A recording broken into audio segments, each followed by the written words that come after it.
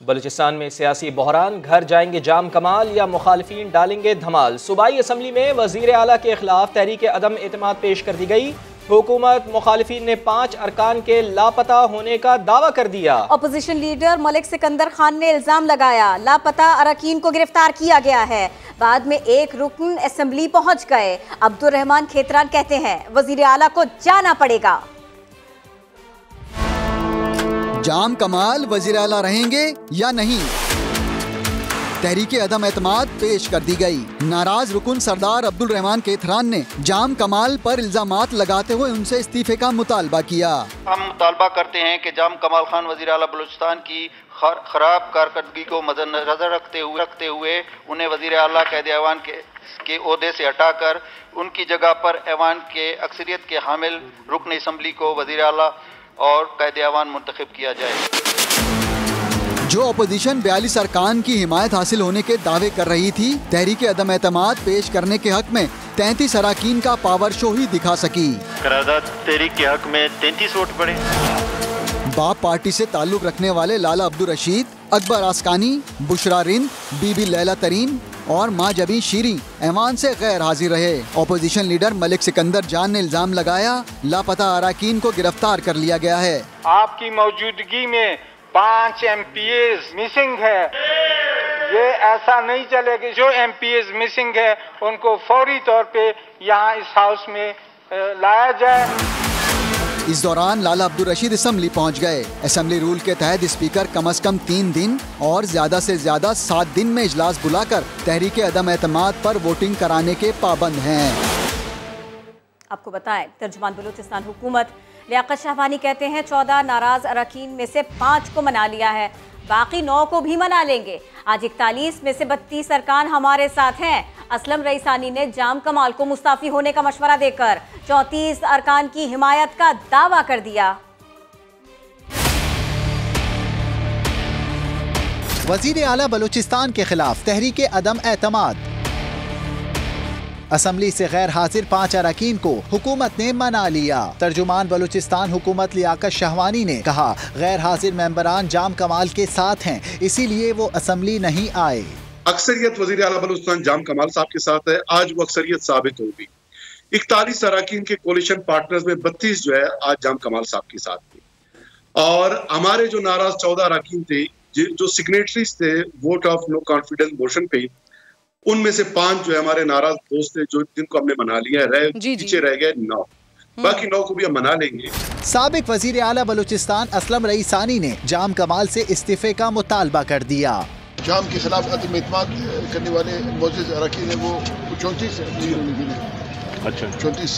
मैंने कहा कि 34 अभी है, 8 और भी आ सकते हैं, 14 मेरे वाले भी है। याद दिलाना सबको 14 है। इसका जो शोषण जाम के खिलाफ हुआ है, जाम को चाहिए कि अब इस्तीफा देके घर चला जाए। असलम रईसानी ने कहा कि वोटिंग के दिन साबित हो जाएगा कि अरकान की अक्सरियत किसके साथ है।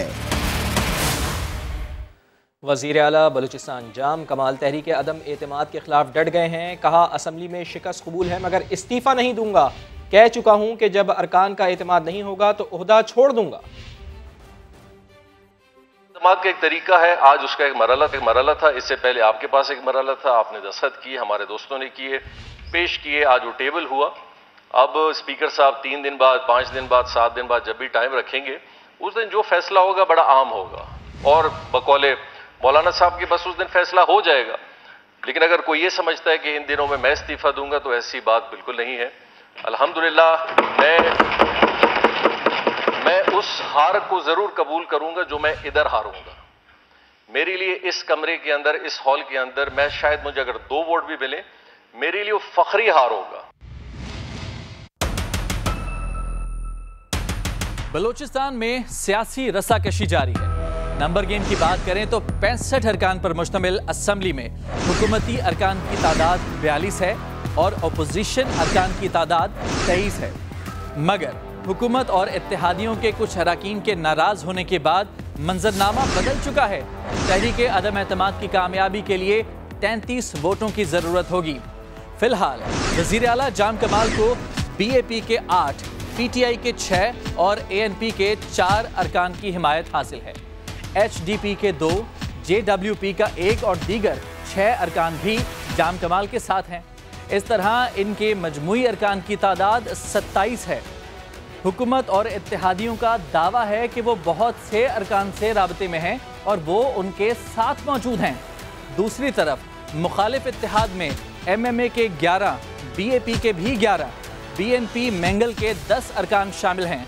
पश्तूनख्वा मैप, पीपल्स पार्टी और तहरीक इंसाफ का एक रुकन और दीगर 5 अरकान भी जाम कमाल की मुखालिफ सफ में हैं।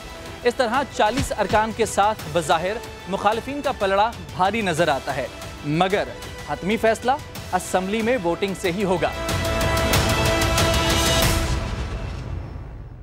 बड़ा मामला है महंगाई के नंबर्स नीचे लेकर आना, क्योंकि अवाम की अक्सरियत इससे परेशान है। ऐसे में गरीब अवाम को रिलीफ देने का मिशन, रिक्शा और अवामी सवारी मोटरसाइकिल वालों को सस्ता पेट्रोल देने का प्लान।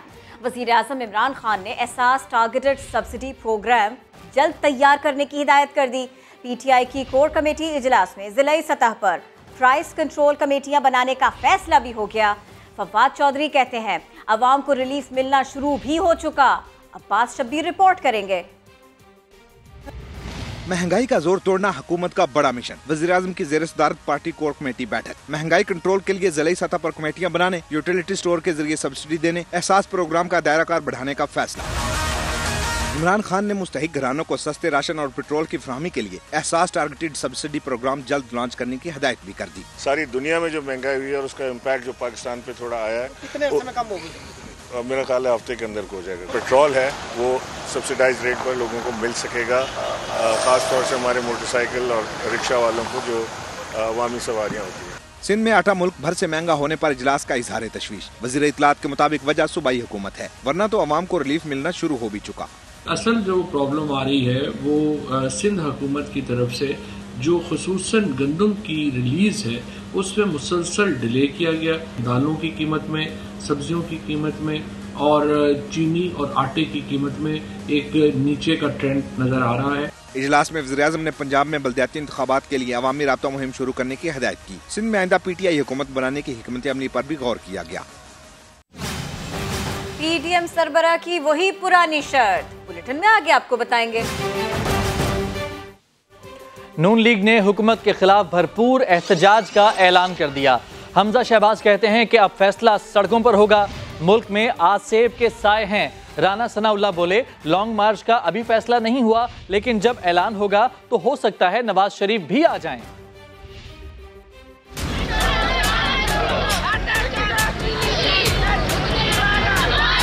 नून लीग का हुकूमत के खिलाफ गली गली शहर शहर एहतजाज का फैसला। पंजाब असेंबली में अपोजिशन लीडर हमजा शहबाज ने लाहौर में गुफ्तगू करते हुए कहा, मुल्की मईशत जमीन बोस हो गई, गरीब लोगों से हुकूमत का इंतकाम खत्म नहीं हो रहा। कौम अब उठ खड़ी हुई है। हम अपना हर जमहूरी रास्ता अख्तियार करेंगे और इस हुकूमत को बेनकाब करेंगे और आवाम के साथ मिलकर इंशाअल्लाह ताला इसका मुहासबा करेंगे। अब ये फैसला सड़कों पे होगा। राना सना का कहना था कि जुम्मे को पंजाब भर में एहतजाज होगा, कौम को हुक्मरानों से निजात दिलाएंगे। जब कभी कोई लॉन्ग मार्च की बात होगी तो फिर आप बात करें कि मरियम नवाज उसको लीड करती है, उसको मियां शहबाज शरीफ लीड करते हैं। हो सकता है कि लॉन्ग मार्च जब इस्लामाबाद पहुंचने के करीब हो तो मियां नवाज शरीफ साहब भी आ जाए। राना सना ने मजीद कहा कि नवाज शरीफ का इलाज चल रहा है, अब उनकी तबीयत बेहतर है। रावलपिंडी में PDM का महंगाई के खिलाफ पहला शो ही नाकाम हो गया। कई जमातों पर मुश्तमिल इत्तेहाद बमुश्किल 200 से 250 लोग ही इकट्ठा कर पाया। तर्जुमान नून लीग मरियम औरंगजेब कहती हैं अब तो हुकूमत को उसके वोटर्स भी बद्दुआएं दे रहे हैं। मुजाहिरीन बोले हर चीज़ का इल्ज़ाम पिछली हुकूमतों पर लगाने वाले खुद कुछ नहीं करते तो घर क्यों नहीं चले जाते। उमर बिन आसिफ की रिपोर्ट।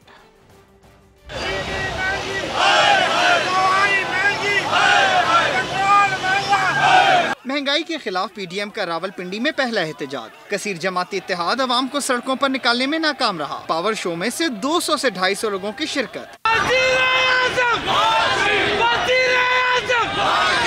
तर्जुमान नून लीग ने दावा किया कि इन हुक्मरानों का इख्तिदार तो महंगाई ही खा जाएगी। इस नालायक को जिसने अवाम के पास आटा खाने को पैसे नहीं छोड़े, चीनी खाने को पैसे नहीं छोड़े, दवाई लेने के पैसे नहीं छोड़े, डेंगू के हवाले किया और दूसरी तरफ महंगाई के हवाले कर दिए। ये मुल्क इन चोरों का तहम्मुल नहीं हो सकता। महंगाई के खिलाफ दुहाइयां देते कारकुनान ने भी हुकूमत को खूब आड़े हाथों लिया। कहा था इन्होंने जी हम तब्दीली लेकर आएंगे, इमरान खान साहब ने खाक तब्दीली लेकर आए हैं, हर चीज़ महंगी कर दी। खान साहब पाकिस्तान के अवाम बेलौस सच्ची मोहब्बत करने वाले खूबसूरत लोग हैं। आपकी मौजूदा हुकूमत ने उनकी कमर तोड़ कर रख दी है। 2 घंटे तवील एहतजाज के दौरान मरी रोड पर ट्रैफिक की रवानी भी मुतासिर रही। उधर इस्लामाबाद में भी PDM के मुकामी कायदीन का इजलास हुआ। फैसला किया गया कि 29 अक्टूबर को नेशनल प्रेस क्लब के बाहर हुकूमत के खिलाफ बड़ा मुजाहिरा होगा। कैमरामैन जुल्फिकार अली के साथ उमर आसिफ, समा, रावलपिंडी।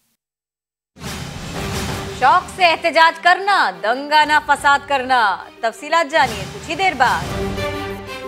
मौलाना फजलुर रहमान ने लॉन्ग मार्च के लिए एक बार फिर असेंबलियों से इस्तीफों की शर्त रख दी। 18 अक्टूबर की PDM मीटिंग में मौलाना फजलुर रहमान ने कहा इस्तीफों के बगैर लॉन्ग मार्च का फायदा नहीं होगा। नवाज शरीफ ने जवाब दिया हम आपके साथ हैं, लॉन्ग मार्च का फैसला क्यों ना हो सका। नईम अशरफ भट्ट रिपोर्ट कर रहे हैं।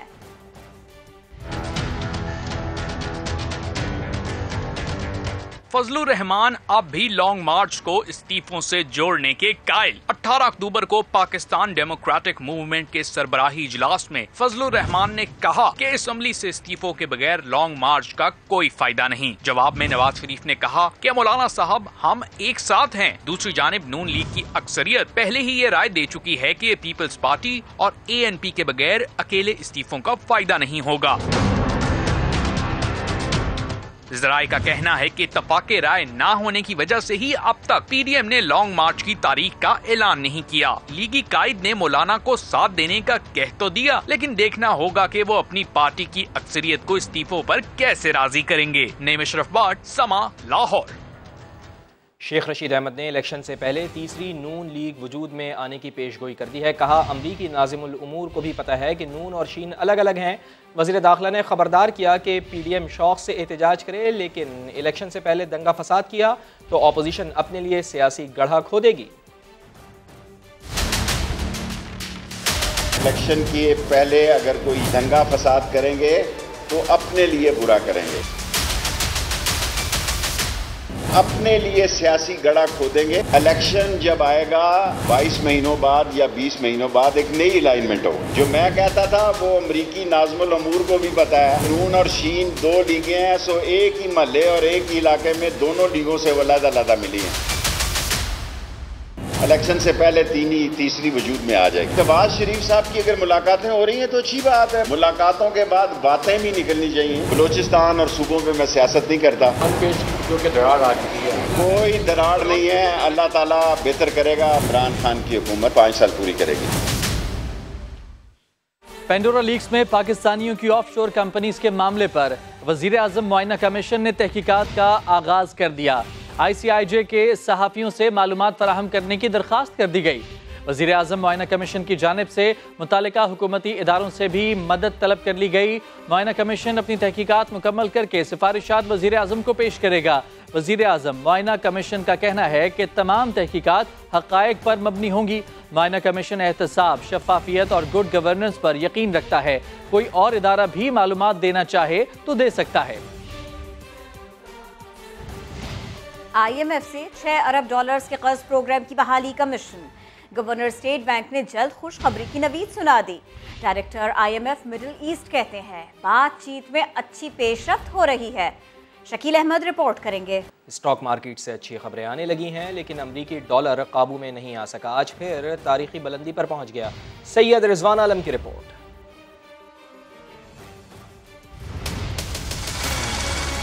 IMF से कर्ज प्रोग्राम पर छाई धुन छटी तो ऐसा लगा स्टॉक मार्केट को इसी का इंतजार था। मार्केट में तमाम दिन तेजी रही। कारोबार के इख्तिताम पर 100 इंडेक्स 870 पॉइंट्स के इजाफे से 45,500 पॉइंट्स की सतह पर बंद हुआ। लोगों में इत्मीनान माल हुआ, थोड़ा सा उन्होंने बाइंग शुरू की और कोयले की प्राइस वगैरह भी थोड़ी डाउन होना शुरू हुई, जिसकी वजह से सीमेंट सेक्टर आपने देखा ज्यादा बहुत अच्छा सीमेंट सेक्टर ने परफॉर्मेंस दिया। बुध को स्टॉक मार्केट तो मुस्तहकम हुई, लेकिन रुपए की बेकदरी कम न हुई। इंटरबैंक में डॉलर 69 पैसे महंगा होकर 173 रुपए 47 पैसे की रिकॉर्ड सतह पर बंद हुआ, जबकि ओपन मार्केट में डॉलर तारीख की बुलंद तरीन सतह 174 रुपए पर पहुंच गया। ताजिर रहनुमा कहते हैं अफगानिस्तान के साथ तिजारत डॉलर के बजाय रुपए में होनी चाहिए। डॉलर भी एक कमोडिटी है, सप्लाई एंड डिमांड के जुमरे में वो भी आता है। अभी देखें वज़ीर ख़जाना ने अनाउंसमेंट की कि हम रुपए में ट्रेड कर लेंगे, लेकिन अभी तक स्टेट बैंक ने उसको अप्रूवल नहीं दी। तो ये जो हमारे जो आपके जो डिपार्टमेंट्स के दरमियान जो भी हमआंगी का जो मसला है उसको भी रिजॉल्व करना चाहिए। अच्छी खबरों और कंपनियों के अच्छे माली नताइज ने स्टॉक मार्केट में तो तेजी को मुस्तहकम और सरमायाकारों के एतमाद को बहाल किया, लेकिन अमरीकी डॉलर के मुसलसल महंगा होने से ताजिर और सरमायाकार दोनों ही परेशान हैं। कैमरामैन फरहान यूसुफ के साथ सैयद रिजवान आलम, समा, कराची। क्रिप्टो करेंसी मार्केट से बड़ी खबर यह है कि बिटकॉइन की कीमत में रिकॉर्ड इजाफा हो गया है। एक बिटकॉइन की कीमत $67,000 तक पहुंच गई है। 24 घंटे में बिटकॉइन की कीमत में 7% इजाफा हुआ है। बिटकॉइन की कीमत में रिकॉर्ड इजाफा, एक बिटकॉइन की कीमत $67,000 तक पहुंच गई। क्रिप्टो करेंसी मार्केट से ये बड़ी खबर आई। बिटकॉइन और दीगर क्रिप्टो करेंसीज की कानूनी हैसियत क्या है? सिंध हाईकोर्ट ने स्टेट बैंक को 3 माह में जायजा रिपोर्ट तैयार करने की हिदायत कर दी। सिक्योरिटी एंड एक्सचेंज कमीशन ने अदालत में कहा वो क्रिप्टो एक्सचेंजेस के खिलाफ कार्रवाई जारी रखेगा। इरफानुल हक की रिपोर्ट देखिए। सिंध हाई कोर्ट में क्रिप्टो करेंसी पर पाबंदी के खिलाफ दरख्वास्त की समाअत के दौरान दिलचस्प सूरत हाल देखने में आई। जॉइंट सेक्रेटरी खजाना ने अदालत में कहा कि अभी तक वाज़ेह नहीं क्रिप्टो क्या है। करेंसी है, असासा है या सॉफ्टवेयर है, जिस पर जस्टिस के आगा ने कहा कि अगर वाज़ेह नहीं है तो वाज़ेह होना चाहिए, आप कानून क्यों नहीं बनाते। डिप्टी गवर्नर स्टेट बैंक ने अदालत को बताया कि अब तक मरकजी बैंक ने क्रिप्टो करेंसी में कारोबार करने की इजाजत नहीं दी है। अलबत्ता सरकारी सतह पर ताहाल क्रिप्टो को गैर कानूनी भी करार नहीं दिया गया है। हमने तो कहा है कि ये लीगल टेंडर नहीं है और कोर्ट ने भी कहा है कि this matters are confidential and sensitive. कैसे लीगल होगा? अभी हम लीगल नहीं कर रहे हैं, उन्होंने कमेटी बनाई है, आपने खुद कोर्ट का ऑर्डर आपने। मगर आप रेगुलेट करने जा रहे हैं, आप ये कह सकते हैं? अब नहीं कह सकते, अभी ये डिसीजन नहीं हुआ। अदालत ने कहा कि क्रिप्टो और बिटकॉइन पर हुकूमत का मौक़िफ़ वाज़ेह होना चाहिए। अगर क्रिप्टो को कानूनी शक्ल दी जा सकती है तो रेगुलेट किया जाए। अदालत ने क्रिप्टो करेंसी की कानूनी हैसियत के तयन के लिए सेक्रेटरी खजाना की सरबराही में कमेटी बनाने का हुक्म दे दिया है। हुक्म में कहा गया है कि 3 माह में स्टेक होल्डर्स की मशावरत से क्रिप्टो करेंसी को रेगुलेट करने से मुतालिक रिपोर्ट तैयार की जाए। कमेटी इस करेंसी पर पाबंदी के खिलाफ दरख्वास्त देने वाले वकार ज़का का मौक़िफ़ भी सुने। समाअत के दौरान दरख्वास्त गुजार सिक्योरिटी एंड एक्सचेंज कमीशन के इस मौक़िफ़ से भी बहुत फिक्रमंद नजर आए कि वो क्रिप्टो करेंसी एक्सचेंजेस के खिलाफ कार्रवाई जारी रखेगा। ये लोग क्या करेंगे? अभी इन्होंने बोल दिया है कि जितने भी OctaFX, बाइनेंस, जितने एक्सचेंजेस चल रहे हैं उनके लिए ये PTA को वो कर सकते हैं, तो PTA को ये बोलेंगे बैन करने के लिए, तो ये थोड़ी सी मुझे आज लगता है कि ज्यादती होगी। अच्छा, अदालत ने SECP को क्रिप्टो एक्सचेंजेस के खिलाफ कार्रवाई से नहीं रोका है। अलबत्ता FIA पर बरहमी का इजहार करते हुए कहा है कि वो किस बुनियाद पर कार्रवाई कर रही है। अदालत ने FIA से क्रिप्टो करेंसी एक्सचेंजेस के खिलाफ FIA कार्रवाइयों की तफसीलात भी तलब कर ली हैं। अदालत ने FIA को क्रिप्टो करेंसी रखने वालों के खिलाफ मुकदमा दर्ज करने से तो रोक दिया है, मगर मनी लॉन्ड्रिंग या टेरर फाइनेंसिंग में मुलविस अफराद के खिलाफ कार्रवाई जारी रखने की हिदायत की है। इसके अलावा SECP को भी ये इजाज़त दी है कि वो गैर कानूनी एक्सचेंज के खिलाफ अपनी कार्रवाई जारी रखे। कैमरामैन मोहम्मद कामरान के साथ इरफानुल हक, समा, कराची।